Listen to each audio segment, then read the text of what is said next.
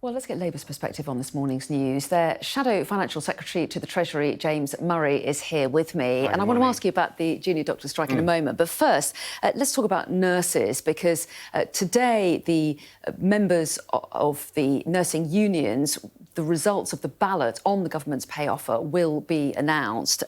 Are you hopeful that nurses will have voted to accept it?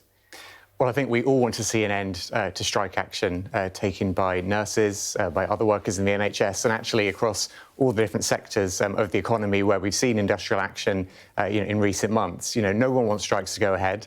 I think what we always know is that people who go on strike don't want to go on strike. They want to avoid them as well. So I very much hope that strike action doesn't proceed.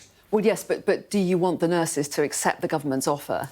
Well, that's up to them to vote in whether they accept the offer or not. I think what we've said throughout all of the industrial disputes we've seen is that the government needs to negotiate with trade unions, with workers' representatives, try and avoid strike action going ahead by coming up with a deal and a compromise that makes sure that the public have the services that they need. Well, according to the Times newspaper, the RCN union, the Royal College of Nursing, looks likely to reject the government's offer. If that were the case, and we don't know the result of that ballot yet, but if that were the case, would you like the government to reopen talks? Well, let's see what happens in the results of that ballot. But what we said throughout the dispute with the nurses' pay, and also in terms of all the other sectors of the economy where industrial action has happened or is threatened, is that the government needs to be ready to negotiate. And this is about negotiation. This is about sitting down around the table. Neither side get exactly what they want. There has to be a compromise. There has to be a deal. But it's in the public's interest, as well as the interest of the workers concerned, to get a deal and to avoid strikes going ahead. So if the nurses were to reject the deal, you're saying that the government should be open to negotiate again. I mean, the risk of that potentially is it sends out a message to other striking workers that if you reject a government's deal, then the government will come back and perhaps offer you a little bit more. Well, let's see what happens with the nurses' deal. Let's see what the ballot outcome is in that. But I think what the important point is, generally, and as it applies to all sectors and all strikes which are proposed or which are threatened, the government has to negotiate. And I think if you look at what's happening with the junior doctors as well, the other strike, which was very topical this week, the government are not negotiating, and it feels like they haven't really learnt from what happened with nurses by not negotiating with junior doctors. Well, on the BMA's strike, the junior doctors' strike, they are suggesting that the Conciliation Service, ACAS, gets involved. The government, though, says that it wants the strikes called off first, and also that the BMA reduce its opening offer of a 35% pay rise, its opening demand. Do you think they're reasonable in those caveats? Well, I think we all know that when demands are initially made by representatives of employees, by trade unions, they are a starting point for the employee representatives, and everyone expects there to be a negotiation and a compromise. And that's what we would want to see in all industrial disputes. The government sitting down around the table, having that negotiation, trying to get a deal struck so that we can avoid industrial action going ahead. And that's what we'd want to see in the junior doctors' dispute, as with all other parts of the economy. The Chancellor, Jeremy Hunt, said it would be a terrible mistake to give pay rises above the rate of inflation. He says that wage increases that fuel inflation would have a damaging impact on the UK economy. Do you agree with that fundamental principle that above inflation pay deals are damaging to the economy?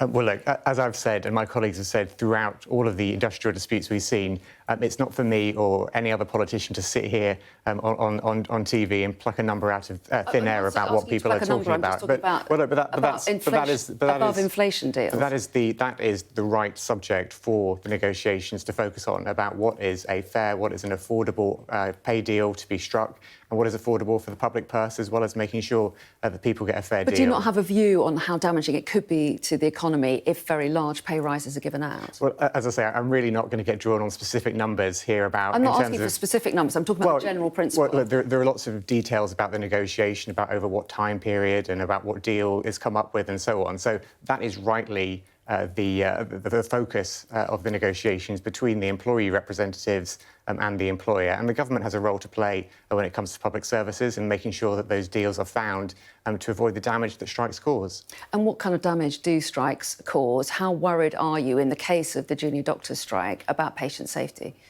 Well, look, we don't want strikes to go ahead. we think the strikes, they are damaging to patients, they are damaging to the NHS, and they're damaging to the workers themselves, to the junior doctors, because everyone loses when strikes go ahead. And that's why it's so important to make sure the government does everything it can to get around the table, to make sure those negotiations are happening, and to avoid all of the impacts that strikes cause on the employees themselves, but also on the wider public and patients who will be affected by the impact of the strikes. The ONS has published figures that they're reported by the Telegraph today that say that in the week of the last junior doctors' strike in March and the week after that, excess deaths were 11.1% above average. Do you think the strikes could be a contributing factor? How much of a concern is there about patient safety in all this? Well, I think without speculating on individual statistics, I think there is clearly an impact on patients when strikes go ahead.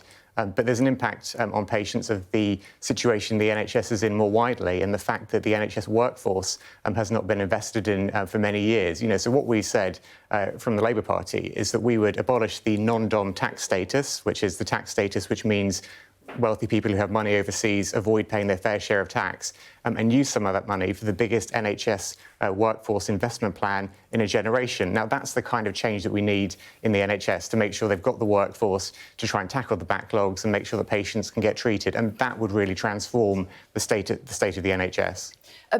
I wondered if you could give us your view as well on one of the other stories, our top story today, the arrest of a young US airman in connection with a leak of classified US military intelligence. Do you trust the US security agencies to keep intelligence safe? Well, look, it's obviously very concerning what's being reported. I think before we speculate on individual details of leaks, as we've seen reported on your programme, the US is having an investigation and working out what's been leaked and all the context of it and so on. So, let's let them get on with that investigation. But I think, what we need to be really clear on is our relationship with the US, whether that's in terms of security, or the economy, is a critical relationship for the UK. It's a vital relationship to be strong, and it's really important to make sure that we and the US and all of our NATO allies continue to stand shoulder to shoulder in supporting Ukraine. OK, James Murray, thanks very much indeed. Thank you.